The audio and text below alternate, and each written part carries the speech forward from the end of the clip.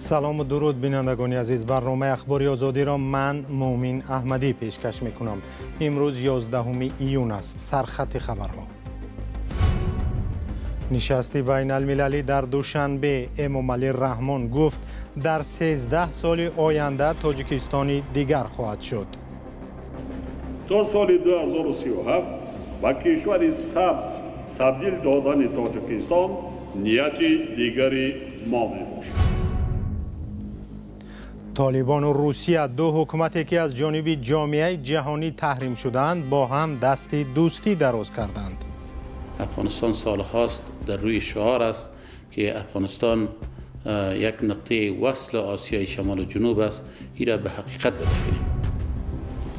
از این پس مهاجران تاجیکی که غیر قانونی به امریکا می روند فوراً از این کشور اخراج خواهند شد.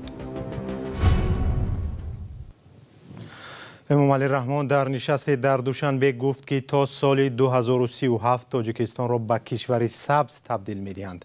منظور پرزیدنت تاجیکستان از کشور سبز تأمین کردن تاجیکستان به نیروی برقی از نگاه اکولوژی تازه و باغ و جنگلزار کردن کوه و دشت‌های کشور است. منتقدان میگویند 10 سال پیش نیز پرزیدنت وعده داده بود که مشکل بی‌برقی پرراه حل می شود، ولی هنوز هم مشکلات سخت‌تر از پیشتر باقی مانده است. همکارم مولا رجب یوسفی و براد یوسفی از نشست بین المللی آب در دوشنبه گزارش دارند. تاجیکستان تا سال 2032 تولید نیروی برق را پرراه از حساب ذخیره‌های انرژتیکی سبز برای خواهد ماند. در این باره پرزیدنت امامعلی رحمان روز 11 ایون در نشست آب در دوشنبه اظهار نظر کرد. فعلا زیاد از 98% نیروی برق تاجیکستان از حساب ذخیره‌های آبی استحصال می شود. ما تصمیم گرفته ایم که این نشان دهنده را تا سال 2032 به 100% رسانیم، یعنی تولید نیروی برق را پرراه از حساب ذخیره‌های انرژتیکی سبز براه مانیم. تا سال 2037 با کشور سبز تبدیل دادن تاجیکستان نیت دیگری ما میباشد. در این زمینه در برابر استفاده پوره نیروی تجدید شونده ما برنامه کبودیزارکنی طبیعت کشور را تا سال 2040 قبول نمودیم که طبق آن در این دوره باید زیاده از 2 میلیارد نهال شناخته شود. اما رئیس جمهوری تاجیکستان در پیامش بیشتر به مسئله کمبود آب در جهان تمرکز کرد و درباره نرسیدن آبی آشامیدنی در داخل کشور تقریبا چیزی نگفت.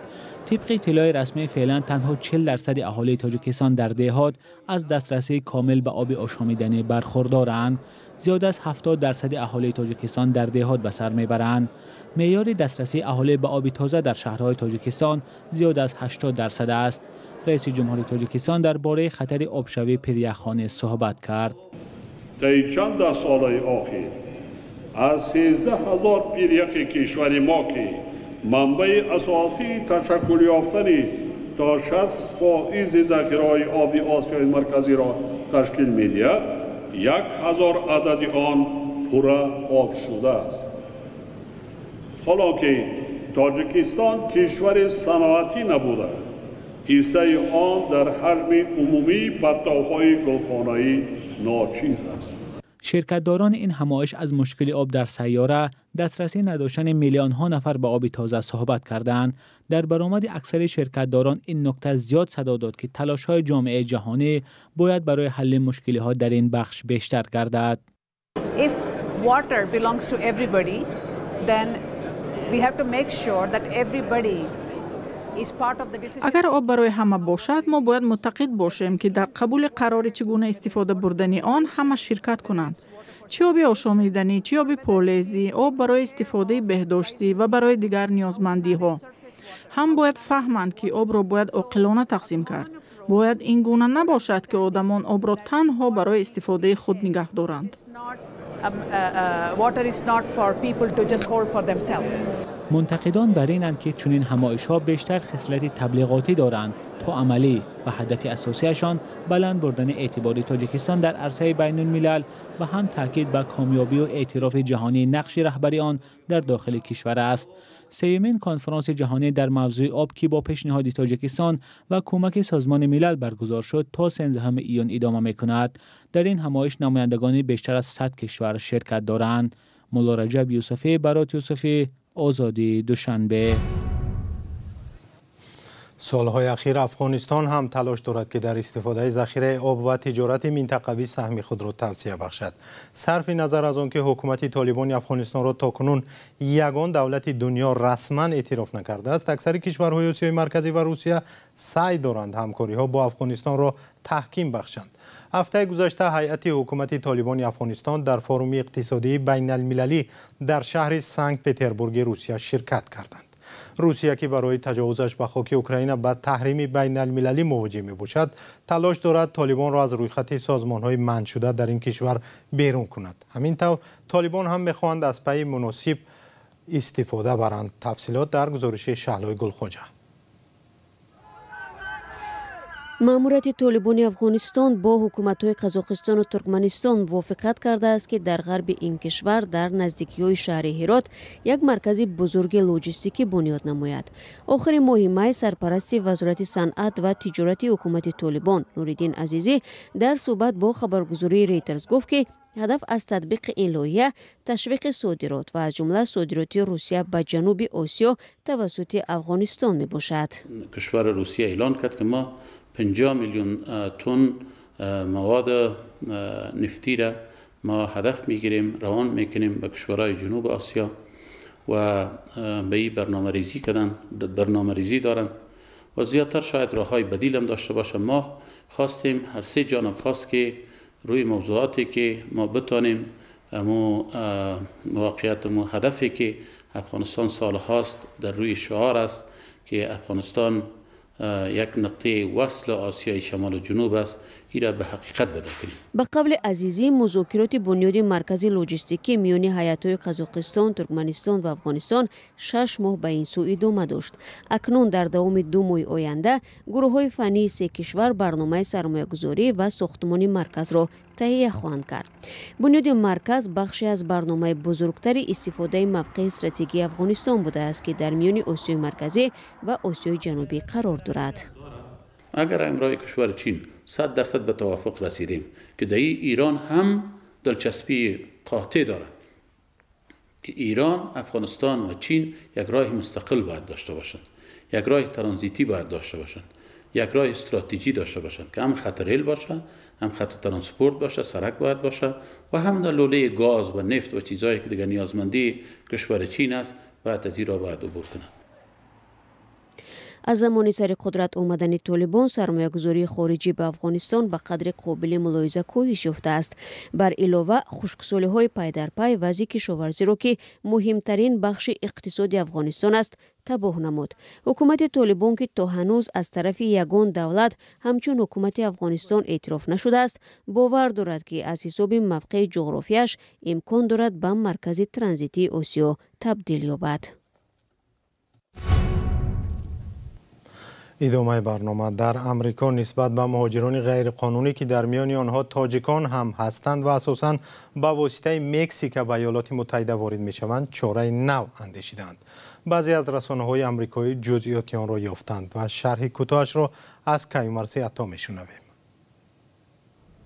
خدمات مرزبانی ایالات کالیفرنیای آمریکا وظیفه‌دار خواهد شد که مهاجران غیر قانونی را از تاجیکستان و ازبکستان، قرقیزستان و چند کشور دیگر بعد بازداشت فوراً اخراج کند. وبسایت نیویورک پست روز 10 ایون با تکیه به سندی که مرزبانان آمریکایی بر روزنامه‌نگاران نشان دادند در این باره گزارش داد. منبع نوشت که مهاجران از گرجستان، مالدو و قرقیزستان، روسیه، ازبکستان و تاجیکستان برای اخراج از آمریکا فوراً فرستاده می شوند. به مهاجران کشورهای دیگر اجازه داده می شود که تا صادر شدن قرار دادگاه در حدود ایالات متحده بمانند. مرزبانهای آمریکایی بر روزنامه‌نگاران گفتند مهاجران غیرقانونی از قاعده‌های نو هراس ندارند و تعداد آنها هنوز هم بسیار است. به گفته مرزبانانی که با نیویورک پست صحبت کردند، فرمان نو خیلی دیر صادر شد. پرزیدنت امریکا جو بایدن در اولین ماه ایون دادن پناهگاه را به مهاجران غیرقانونی که به واسطه مکزیک به ایالات متحده وارد می شوند سخت‌تر کرد. به گزارش رسانه‌ها در حال حاضر روزانه صدها مهاجر از مکزیک به امریکا غیرقانونی وارد می شوند. بخشی از آنها از تاجیکستان و ازبکستان هستند. ای هموطنی عزیزتر از جان، ای یوسف امروزین کنعان، بیرون ز وطن چی حال دارید؟ بیا و از روزگارت ما را آشنا کن. بینندگان عزیز، اگر شما دور از تاجیکستانید و از نازکی‌های مهاجرت آگاه هستید و می‌خواهید دیگران نیز بدانند، پس این برنامه برای شماست. روزگار مهاجر، مطابق شوی به محیط نو، قصه های انسانی و سبق های حیاتی. برنامه را با گزارشی از دوشنبه ادامه میدیم. در تاجیکستان شاید شما زود شاهد میشوید که کودکان همدیگر را یا بزرگسالان آنها را طعنه و تحقیر میکنند. این را در زبان انگلیسی بولینگ میگویند که خلاف قانون است و به آینده کودک تأثیری بد میرساند. مقامات تاجیک در چند ماه اخیر از حادثه‌های زن و زنی مکتب بچگان و کارزنی آنها خبر دادند. با گفته مقامات همه این جنجال‌ها از بولینگ آغاز می شود. در گزارش همکارم برای دوستفید در این باره بیشتر گفته شده است. زورگویی، تحقیر، پس‌زنی و تهدید. مجموع اینها بولینگ یا آزاردهی نام دارند و از 52 تا 60% جوانان و نورسان با چنین برخورد روبرو می شوند. گاه این حالت آنها را به خودکشی هم می رساند. اصلا ترجمه بولینگ به تاجیکی بوقاگاری است و در فارسی آن را قلدری یا مشتزوری می نامند. درباره همین پدیده در تاجیکستان بار اول راهنمای تهیه و پذیرفته شد که باید از آن در مکتب‌ها پیشگیری شود. توسط سند مذکور آموزگاران آگاه می شوند که آزاردهی چیست، کیبر آزاردهی چیست و چه با این ظهورات مبارزه بردن ضرور است. روانشناسان میگویند تاثیر آزاردهی یا بولینگ ممکن است که تمام عمر در وجود انسان ماند. طور تاجیکان میگویند زخم تبر می رود، زخم سخن نه. آن در نتیجه همیشه به انسان تاثیر می رساند. در آزاردهی که در مکتب‌ها رخ می دهد شاهد نیست. همه جبر دیدند. حتی نفرانی که خاموشانه نظارت می کنند آنها نیز در این حالت جبر دیده هستند. به آن خاطر که در این حالت نمیدانند چی کار کنند، از کدام طرف جانبداری کنند. و این تشبث خیلی خوب است. روانشناسان می‌افزایند که مشکل اصلی عملی کردن طلبات این دستور است، زیرا در مکتب‌ها روانشناسان کسبی نمی‌رسند. معاش آنها ناچیز ولی کارشان وزنین است. مسئول دفتر آزادی‌های شهروندی و یکی از تهیه‌گران این دستور میگوید حالا اسپانسور می‌جویند که آن چاپ و پهن کرده شود. حاضر وقتی که ما با کودکان صحبت میکنیم میپرسیم آنها ابراز عقیده دارند که در مکتب نه همه وقت خود را در بی‌خطری حفظ میکنند، چون که هم از طرف معلمان، هم از طرف کلانسولتران صنف‌های بالایی، هم از طرف نمایندگان وزارت کارهای داخلی که ناظر هستند و به مکتب‌ها تشریف میآورند، ریدها میگذرانند، آنها با یک فشار تهدیدها دچار میشوند. مثلا سومکه‌هاشون را، جزدان‌هایشون را میکوبند و موادهای شخصی، مالکیت شخصی آنها را میگیرند. یا اینکه شکایت‌ها عاید به بلند بودن موی یا لباس و لباس، استفاده یگان مثلا حتی وقتی که از ناوشنیک از سومکه‌ها، جزدان‌های طالب علمان می‌یابند، یگان چاره‌های جوابگیری یا اینکه فشار نسبت طلبه‌ها تطبیق می‌کنند. سمدووا گفت این دستور حضور نمایندگان مقامات قدرتی در درس‌ها را همچون بولینگ فرا نمیگیرد، زیرا قانونگذاری تاجیکستان برای پیشگیری از جنایت اجازه داده است که با مکتبخانه‌ها کار کنند. دستور ضد بوقاگری در حال از سوی وزارت معارف و علم، دفتر آزادی‌های شهروندی با پشتیبانی آژانسی رشد بین‌المللی ایالات متحده آماده شده است که سالهای اخیر موردهای خشونت و کارزنی در مکتب‌ها و آزاردهی آنلاینی در اینترنت به اوج خود رسیده است. و اخباری آزادی اینجا به پایان رسید. سپاس که تا این لحظه ما را همراهی کردید. خبر و گزارش‌های بیشتر در وبسایت azadi.org و صفحه‌های ما در فیسبوک، اینستاگرام و یوتیوب و تلگرام. تا دیدار در برنامه‌های دیگر، خدا نگهدار شما.